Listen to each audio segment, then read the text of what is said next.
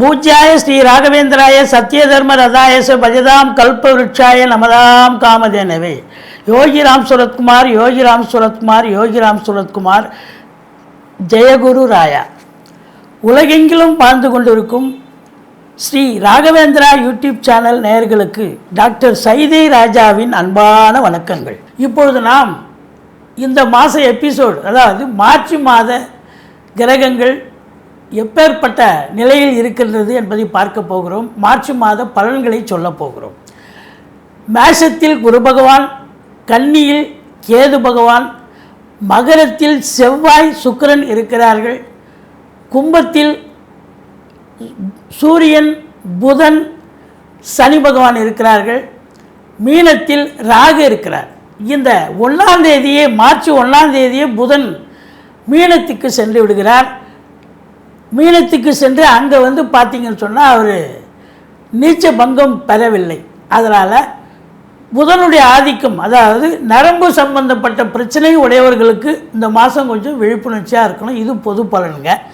அதோடு பார்த்தீங்கன்னு சொன்னால் சுரங்கங்களில் மண் சரிவு ஏற்படும், சுரங்கங்களில் விபத்துக்கள் ஏற்படும், மலை பிரதேசங்களில் மண் சரிவுகள் ஏற்படும். மற்றபடி பார்த்திங்கன்னா நிலநடுக்கங்கள் ஒரு சில இடங்களில் வாய்ப்புகள் இருக்குது. அதில் குறிப்பாக வடக்கே நார்த் இந்தியாவில் தான் உங்களுக்கு இது சிம்டம்ஸ் தெரியும். மற்றபடி இரும்பு தொழிற்சாலைகளில் விபத்துக்கள் ஏற்பட வாய்ப்புகள் இருக்கிறது. ஒரு சில குறிப்பிட்ட, அதாவது ஒரு தலைவர்களுக்கு ஒரு கண்டம் ஏற்படவும், அதே அரசியல்வாதிகளுக்கு ஒரு சிலருக்கு பதவி உயர்வுகள் கிடைக்கவும் வாய்ப்புகள் இருக்கிறது. இது பொது பலன்க.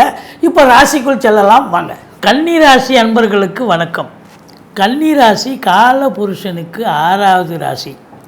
புத பகவான் ஆட்சி உச்சம் பெறும் வீடு. இப்பொழுது புத பகவான் மீனத்தில் நீச்ச நிலையில் இருக்கிறார்.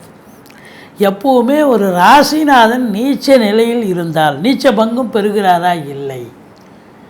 அப்போது நீச்ச நிலையில் இருந்தால் உங்களுக்கு ஒரு கன்ஃபியூஸ்டு நிலை இருக்கும். அதாவது உங்களை நீங்கள் குழப்பி அடுத்தவங்களையும் நல்லா குழப்பக்கூடிய ஒரு நிலை, கன்ஃபியூஸ்டு நிலையில் இருப்பீங்க.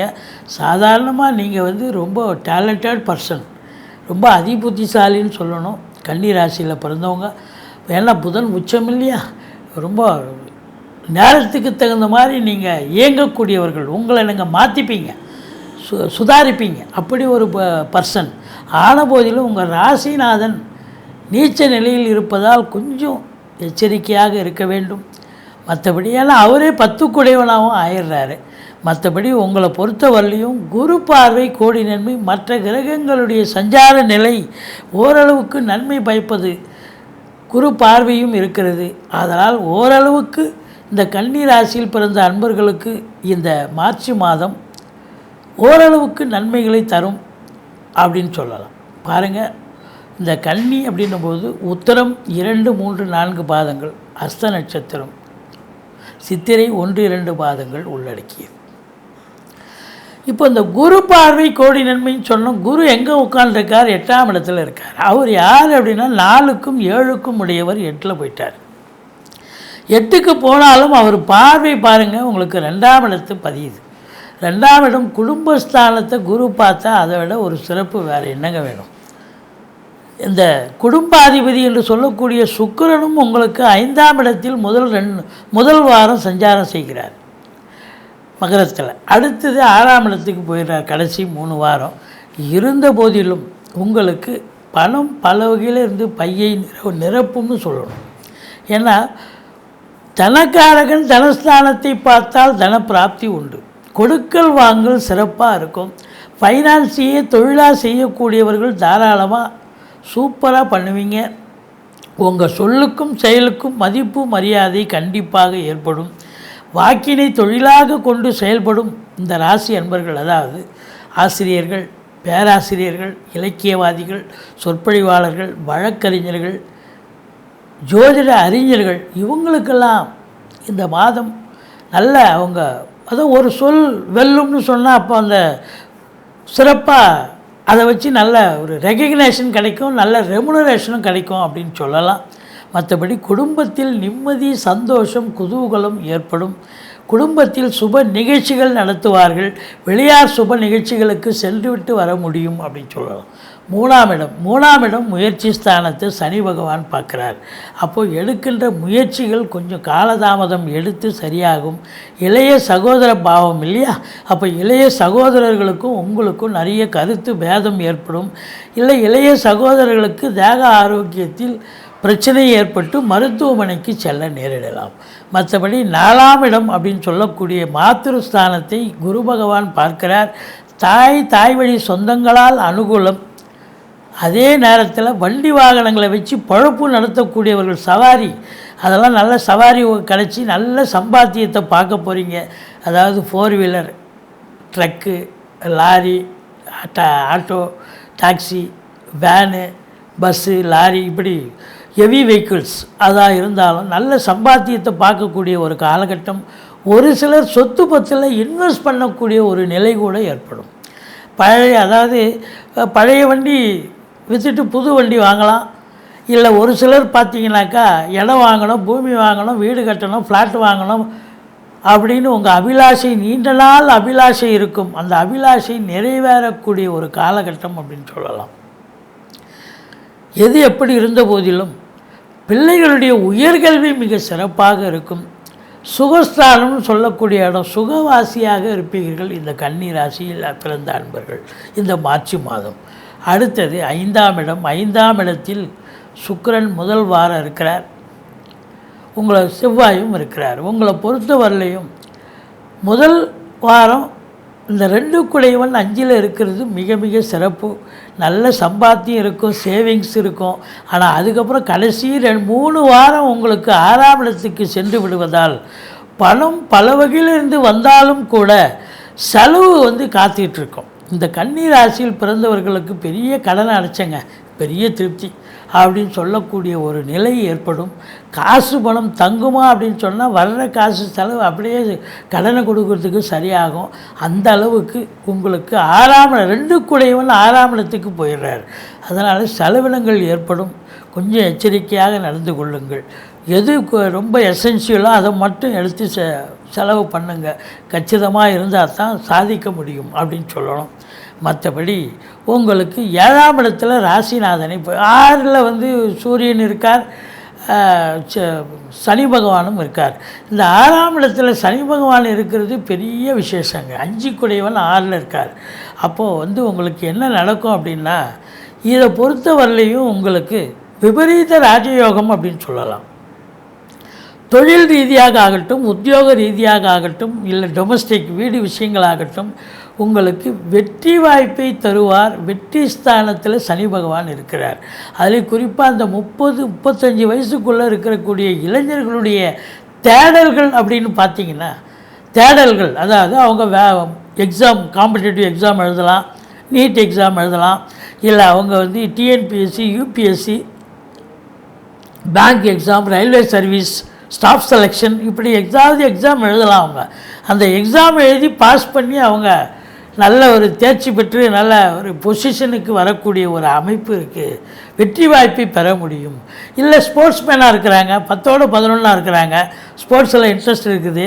ஆனால் இப்போ பார்த்திங்கன்னா நம்பர் 1 நம்பர் 2 பொசிஷனுக்கு வர முடியும் ஸ்போர்ட்ஸ் ஈடுபாடு உள்ளவர்களுக்கு. ஏன்னா 6ஆம் இடம் வெற்றி ஸ்தானம். உங்களுக்கு வெற்றி வாய்ப்பை தேடித்தரும் முத்தாய்ப்பான வெற்றி அப்படின்னு சொல்லணும். அடுத்தது 7ஆம் இடத்தில் ராசிநாதன் அமர்ந்து ராசியை பார்க்குறார். அதனால் ராசிநாதன் பார்க்குறது பெரிய விஷயம். தெளிவான சிந்தனை, அதாவது கன்ஃபியூஸ்டு நிலை இருந்தாலும் தெளிவான சிந்தனை, செயல்கள், எண்ணங்கள் ஏற்படக்கூடிய ஒரு அமைப்பு இருக்குங்க. ராகு பகவான் உட்கார்ந்துருக்கார். வாழ்க்கை துணை அல்லது மனைவி உங்களுக்கு கருத்து வேறுபாடு ஏற்படும். கொஞ்சம் விட்டு கொடுத்து போங்க, அரவணைச்சு போங்க. விட்டு கொடுத்தால் வாழ்க்கை கெட்டு போவதில்லை, பெரியவங்களுடைய கூற்று இல்லையா இது. அதனால் கணவன் மனைவி கொஞ்சம் விட்டு கொடுத்து போங்க. நண்பர்கள் கூட கொஞ்சம் விரோதத்தன்மை பாராட்டுவார்கள். சொல்லி புரிய வைங்க. கூட்டு தொழில் செய்கிற இடத்துல கூட்டாளிகளுக்கும் உங்களுக்கும் ரொம்ப பிரச்சனை வரும். இந்த காலகட்டம் கூட்டு தொழிலில் இருக்கிறவங்க கொஞ்சம் பெரிய பிரச்சனைகளை சந்திக்க வேண்டி வரும். ஏன்னா 7ல் ராகு இருக்குது. அதனால் இந்த பெரும்பாலும் இந்த கன்னி ராசியில் இருக்கிறவங்க கூட்டு தொழில் இந்த காலகட்டத்தை தவிர்த்து கொள்வது நல்லது. எப்போ ராகு 7ல் இருக்கிறாரோ கூட்டுத் தொழிலை தவிர்த்து கொள்ளுங்கள் அப்படின்னு நம்ம சொல்கிறோம். அடுத்தது 7ஆம் இடத்து அதிபதி 8க்கு போயிட்டார். அப்போ 7க்குடையவன் 8க்கு போயிட்டாருன்னு சொன்னால் வாழ்க்கை துணை அல்லது மனைவியால் யோக பாக்கியங்கள் எப்படி அவங்க பிறந்த வீட்டிலேருந்து லிக்விட் கேஷோ ஜுவல்ஸோ கொண்டு வருவாங்க, அல்லது அவங்க வேலை பார்க்குற இடத்துல ப்ரமோஷன் இன்க்ரிமெண்ட் கிடச்சி அதில் ஒரு வருமானத்தை பார்க்கக்கூடிய ஒரு நிலை இருக்கும். மொத்தத்தில் அதிர்ஷ்ட வாய்ப்புகள் கூடி வரும், வரா கடன்கள் வசூலாகும், இன்சூரன்ஸ் பணம் கிளைமாகி கைக்கு வரக்கூடிய ஒரு காலகட்டம். வாரிசே இல்லாத குடும்பங்களுக்கு உங்களை வாரிசாக நியமித்து அவங்களுடைய சொத்து பத்து நகரட்டு லிக்விட் கேஷ் உங்கள் பெயருக்கு மாற்றி எழுதக்கூடிய விபரீத ராஜயோகம் வரும். ஏன்னா 8ஆம் இடம் அதிர்ஷ்டஸ்தானம் இல்லையா, ரொம்ப அதிர்ஷ்டமாக இருக்கும். வீட்டில் பெரியவங்க வயசானவங்க இருந்தால் அவங்க தேக ஆரோக்கியம் கூட நல்லா ஆகிடும். மொத்தத்தில் இந்த 7 ராகு 8 குரு இருக்கிறது. வெளிநாட்டு பயணம் உங்கள் ஜனனகால தசா புத்தி அடிப்படையில் இப்போ வெளிநாடு போகணும்னு ஒரு அமைப்பு இருந்தால் தாராளமாக போங்க. இந்த ராகு பகவான் உள்நாட்டு வாணிபம், வெளிநாட்டு வாணிபம், ஏற்றுமதி இறக்குமதியாளர்கள், ஷேர் மார்க்கெட்டில் இன்வெஸ்ட் பண்ணுறவங்க, ஸ்பெக்குலேஷன் பண்ணுறவங்க, ஆன்லைன் பிஸ்னஸ் பண்ணுறவங்க, ஹோட்டல் பிஸ்னஸ் பண்ணுறவங்க, இவங்களுக்கெல்லாம் ஒரு சிறப்பான ஒரு காலகட்டம், நல்ல ஒரு சம்பாத்தியத்தை ஏற்படுத்தி தரும் அப்படின்னு சொல்லலாம். தாராளமாக நம்பி வெளிநாடு போகக்கூடிய, இல்லை வெளிநாடு வெளி மாநிலம் கூட போக வேண்டிய ஒரு சூழல் ஏற்படும்.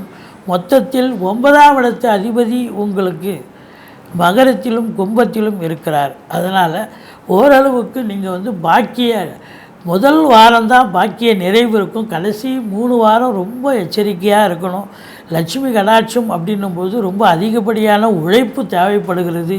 மொத்தத்தில் பத்திரிகை துறை, எழுத்துத்துறை, மீடியா துறை, பத்திரிகை துறை போன்ற அதாவது கல்வி நிறுவனங்கள், கல்விக்கூடங்கள், கல்வியாளர்கள், கல்வி பயிலும் மாணவ செல்வங்கள், இந்த மாதிரி டிபார்ட்மெண்ட்டில் இருக்கிறவங்க, அந்த பிள்ளைகள் அனைவர்களுக்கும் பார்த்திங்கன்னா அதிகப்படியான ஒரு உழைப்பு தேவைப்படுகிறது. சின்சியாரிட்டி, டெடிகேஷன் இருந்தால் தான் ஓரளவுக்கு சாதிக்க முடியும் இந்த மாதம் அப்படின்னு சொல்லலாம். மொத்தத்தில் பார்க்கும்போது 12ஆம் வீட்டை குரு பார்க்கிறார். சம்பாத்தியம் இருந்தாலும் செலவினங்கள் ஏற்படும். செலவினங்கள் சுப செலவும் இருக்கிறது, அசுப செலவும் ஒரு சிலருக்கு சேர்ந்து வரும். மொத்தத்தில் இந்த கன்னி ராசியில் பிறந்தவர்களுக்கு 12, 13, 14 ஆகிய தேதிகளில் சந்திராஷ்டம தினம் வர இருப்பதால் மிகுந்த எச்சரிக்கையோடு இருங்க. இந்த கன்னி ராசியில் பிறந்தவங்களுக்கு இந்த மாதம் கொஞ்சம் விழிப்புணர்ச்சியாக தான் இருக்கும். ஓரளவுக்கு நன்மைகள் கிடைத்தாலும் சிலருக்கு சில பிரச்சனைகள் வர காரணம் இருக்கிறது. குலதெய்வ வழிபாடு என்பது ரொம்ப ரொம்ப முக்கியம். நீங்கள் பெருமாளை சேவியுங்கள், சக்கரத்தாழ்வாரை வழிபாடு செய்யுங்கள். வாழ்க்கை வளமோடும் நலமோடும் அமையும். எது எப்படி இருந்த போதிலும் பொருளாதார மேன்மை இருக்கும், ஆனால் அதுக்கு தகுந்த செலவினங்கள் ஏற்படும். சிலருக்கு மன உளைச்சல் ஏற்படக்கூட காரணம் இருக்கிறது. எச்சரிக்கையோடு இருந்து கொள்ளுங்கள். நன்றி. வாழ்க வளமுடன்.